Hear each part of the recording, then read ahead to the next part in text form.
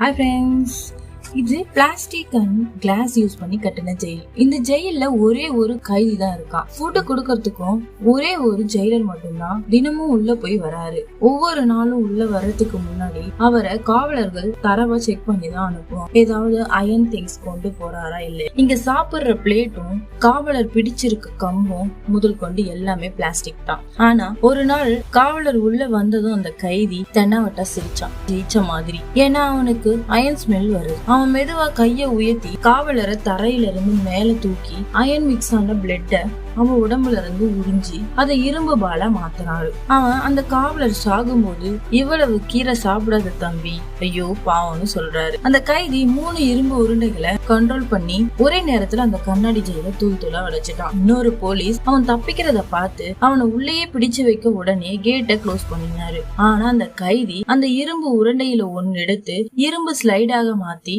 உடனே அது மேல நின்னு மீதி 2 குண்டுகளை யூஸ் பண்ணி அந்த கண்ணாடி கதவையும் உடைச்சு அந்த ஜெயில இருந்து தப்பிச்சிடுறாரு. இது போல கதைகளுக்கு சேனலை சப்ஸ்கிரைப் பண்ணி பக்கத்துல இருக்க பெல் ஐகானை கிளிக் பண்ணுங்க. வீடியோ பிடிச்சிருந்தா லைக் பண்ணுங்க. எப்படி இருக்குன்னு கமெண்ட் பண்ணுங்க.